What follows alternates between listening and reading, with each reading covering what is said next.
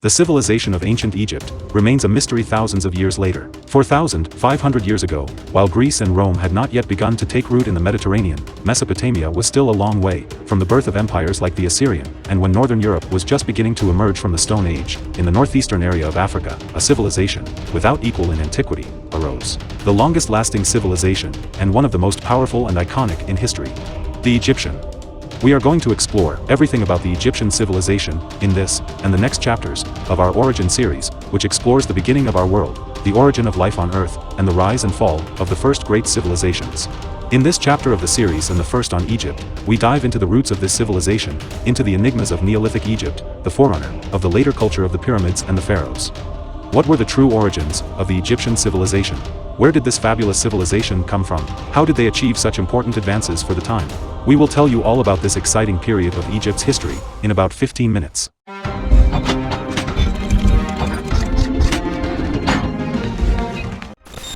Also, please don't forget to subscribe, leave us a like, and if you like the content, please share it, so that in this way, our work can be helpful to many more people. Where did the ancient Egyptian civilization come from? How did it all begin for this civilization, which lasted more than 3,000 years and would become over that period, into one of the most powerful and iconic civilizations in history? An empire that came at its height to extend from the north, into what is now Syria, to the south, where Sudan is today. Not only are the origins of Egypt still shrouded in mystery today, but even the Egyptians themselves had no precise idea of its antiquity or where they came from. The history of this fabulous civilization can be divided into three great periods of prosperity, in which the Egyptian people were ruled by a succession of 300 pharaohs, grouped into 30 royal dynasties. The first great period in the history of Egypt is that of the Old Kingdom, in which the apogee of pharaonic Egypt is reached. It is the period in which the imposing pyramids are built, and the moment in which spectacular growth was evidenced. An intermediate period of instability followed, before giving way to the rise of the Middle Kingdom.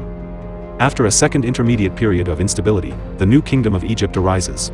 But there were people in Egypt long before the pharaohs, those who gave birth to the Egyptian civilization. Who were these first inhabitants? How does the history of this civilization begin? A civilization which was one of the most advanced in the world for almost 3,000 years and one of the most fascinating in ancient times.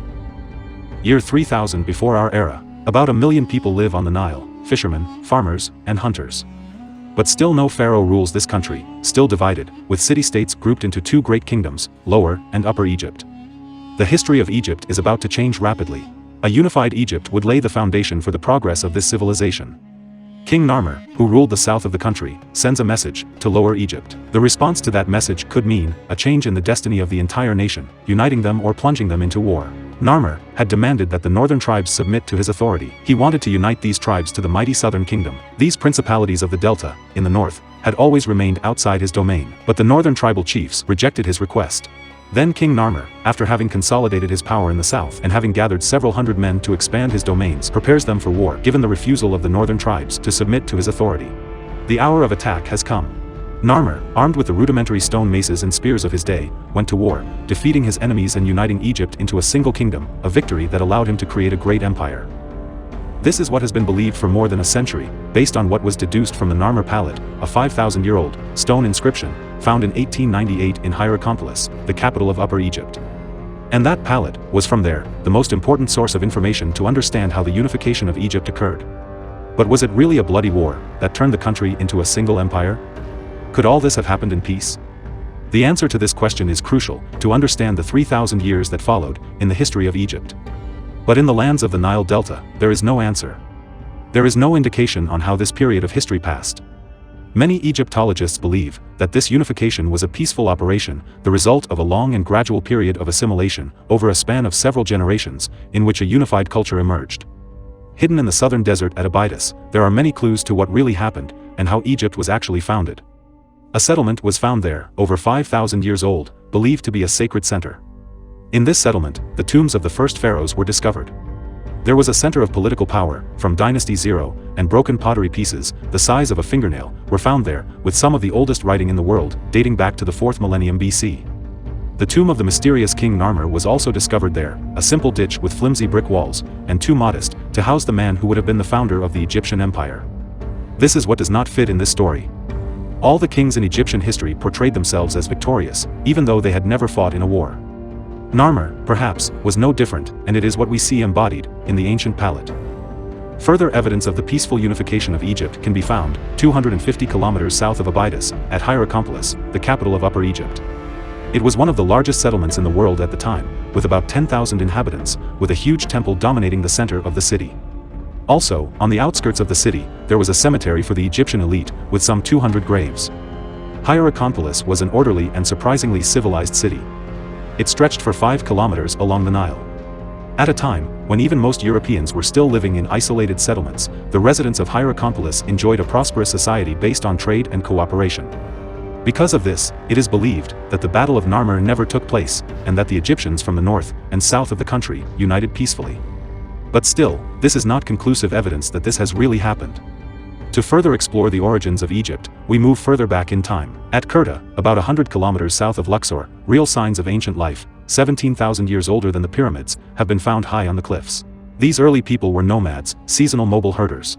At that time, this area was a prairie, a green and fertile region. 10,000 years ago, gravity tilted the entire Earth off its axis by about half a degree, and this had a profound effect on climate. Egypt would never be the same again. Climate change brought less rainfall, forcing animals and people to move toward large lake areas. One such area was Nabta Playa, 100 kilometers southwest of Aswan. Here these nomadic hunters began to settle in communities. 9,000 years ago, 500 kilometers from Hierarchopolis, in the Sahara Desert, there was an early human occupation there. A cavern with some of the largest prehistoric paintings was found at that site. Images on the cave walls show old men dancing, children playing, and animals not associated with the desert, such as antelopes, ostriches, and even giraffes. There, deposits from an ancient lake reveal why this desert area could have been inhabited a long time ago. The landscape was very different from today, and there was a savanna. Gigantic herds roamed the fertile plains of North Africa. For 4,000 years, human hunters and gatherers had plenty of food to eat. The members of this tribe could have been the ancestors of the pharaohs. In Playa Nabta, surrounded by pastures to feed their cattle, people could protect themselves from the heat and climatic variations of the desert, but the rain was unpredictable, and without it, the lake would dry up. A small circle of stones was discovered there, a Stonehenge in miniature, but 2,000 years older, dating back to 5000 BC. This pile of stones is actually one of the oldest calendars we know of, and was used to predict the arrival of the rainy season. Around the year 5000 BC, the summer monsoon changed course again, now heading south. The rain finally stopped, and oases, like Playa Nabta, dried up forever. People who could no longer survive in an increasingly desert landscape were forced to migrate to the Nile as their only source of water. So, ancient Egypt took shape as these people banded together along the banks of the river. In the northern settlements, they were grouped around the delta, and some cultures were created, such as the Merimdi, El Amari, or El Fayum. In the south, they were located around the curve of Cana. Egypt is blessed with some of the most fertile land in the world, where farmers could grow anything, and it is the Nile that turned this desert land into a paradise. This was the beginning of the two lands of Egypt, Upper and Lower Egypt, which developed with two distinct cultures. These groups formed the first Egyptian city-states, and here arise the first kings, the first hieroglyphs, sailing, and the first irrigation works.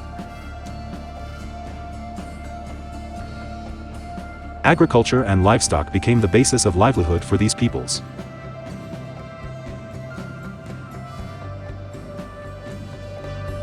The Egyptian calendar arose at the beginning of the 3rd millennium before Christ, and it is the first known solar calendar in history.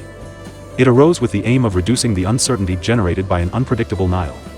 A Nile flood could wash away villages, but if it stayed too low, it caused famine. The world's first calendar was based on 3 seasons of 4 months each. It is the model of the calendar that we use today. In Egypt, 2 types of calendars were used, the lunar and the solar. The Egyptians may have used a lunar calendar earlier, but when they discovered the discrepancy between the lunar calendar and the regular passing of the seasons, they probably switched to a seasonal calendar, basing its regular start on each annual Nile flood. The Egyptian year was divided into 3 seasons of an agricultural nature. First, the flood season, of late summer and fall. It was called flood. Second, in winter and early spring, when the water receded, the emerging land was cultivated. That season was the sowing season. Third, during the dry season, at the end of spring and beginning of summer, when the Nile was at its lowest level, the harvest was carried out in the harvest season. All this was calculated by looking at the stars, especially one called Sirius, or Sothis, related to the goddess Isis. The year began with the heliacal rise of Sirius, the summer solstice of June 20th, and this marked the beginning of the flood of the Nile. The Egyptians had created a fully developed writing system, not only earlier than previously thought, but even before the Sumerians, in Mesopotamia, who were considered the first to produce a written language.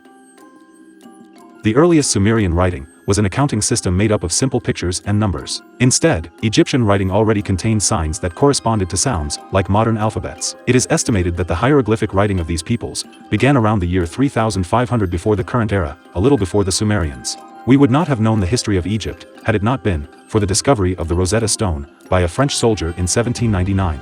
This stone shows the same text, written in hieroglyphics, in Demotic, and in ancient Greek. Then, thanks to the work of Jean-François Champollion, in 1822, it was possible to extract the meaning of these symbols through the Greek key, and with this, learn about the fantastic history of Egypt. The Nile not only provided essential water for life, but every year, about a millimeter of the fresh silt was deposited on the land of Egypt, making its agricultural soil the richest on the entire planet. The silt was also used as a building material. In its swamps, papyrus flourished, providing the raw material used in making the first paper for the scribal chronicles. The Egyptian people have to manage the great gift of the Nile through a network of dams, reservoirs, and irrigation canals. Egyptians learned to manage their agriculture in a simple but highly effective way. Wheat grew there faster than anywhere else in the world. Grain became the country's currency and Egypt's most important export item. The Egyptians soon realized that cooperation between them was going to be the key to their success. This cooperation also led to the specialization of society. The Nile, in addition, was the main transit route of the country. Ships were indispensable, both for transporting food and people. Peasants and fishermen used perfectly suitable small papyrus boats to cross from one bank of the Nile to the other. For longer voyages, they sailed in thicker boats made of wooden boards. These could carry heavy loads over long distances. These vessels formed the backbone of the Egyptian trade and transportation system that began during the Zero Dynasty. But let's go back to where we started, with one of Egypt's still unsolved enigmas, which has confronted researchers for decades: the unification of Egypt. How was the unification? Was it a peaceful unification, or was it the product of a bloody war? 5,000 years ago, as most archaeological finds testify, a prosperous agricultural and trading society flourished peacefully along the banks of the Nile. But nobody would have said it when contemplating the Narmer palette. The stone is a war memorial. How can both versions be reconciled? Can researchers resolve these contradictions? According to some archaeologists who have studied the Narmer palette in depth, the weight of the evidence suggests that the battle did indeed take place. There are too many details that refer to apparently specific places, and there are too many clues to assume that it is a merely symbolic representation. Other archaeologists, working in southern Egypt, found more evidence, set in rock, telling the story of a king whose power reached every corner of the kingdom. These paintings had an iconographic similarity to the Narmer palette. Many other similar representations have also been found throughout the region. All this makes it seem likely that King Narmer unified Egypt by force when the north refused to submit to the power of the south. Controlling the north had become essential to the rulers of the south, for as their population and prosperity increased, so did the demand for luxury goods, and these could only come from the Near East. Trade routes to the east passed through the Nile Delta, and were under threat. For all this, it is believed that the main reason for the expansion of the rulers of the south to the north was to secure trade routes. For everything discovered, the Narmer palette would represent real historical events. The result of this war would unify and transform Egypt forever. King Narmer had completed what his predecessors had begun: the unification of the empire. And to symbolize this unity, the two crowns of Upper and Lower Egypt merged into one from that moment on. For a period of at least 3,000 years, every pharaoh will gird it. Something truly new has just begun, and Narmer's period of rule was a turning point in Egyptian history. It marks the transition between the pre-dynastic and dynastic periods. King Narmer reigned for 62 years, during which he expanded the borders of Egypt and gained considerable fame. Narmer's victory marked the beginning of a 3,000-year period, with 31 dynasties of god-ranking pharaohs. Big names will follow. Names that are still remembered today, like Thutmose, Amenophis, Akhenaten, Ramses, Hatshepsut, and many others. Egypt had thus become the first territorial state in history, the first empire. When King Narmer died, after a fruitful reign, the entire country mourned his loss. The end of Narmer's reign marked the beginning of a new era. From here, the energy they had previously channeled into the conquest of Egypt was no longer needed. Now it could flow into the architecture of the empire. The kings, now pharaohs, were no longer obsessed with war, but with the eternal life that awaits them in the afterlife, so they concentrated their architectural ambitions on the construction of tombs, culminating in the pyramids, pyramids, an expression of the glory and power of the united Egyptian state. The civilization flourished and spread united by the power of godlike kings. The era of the pharaohs had begun.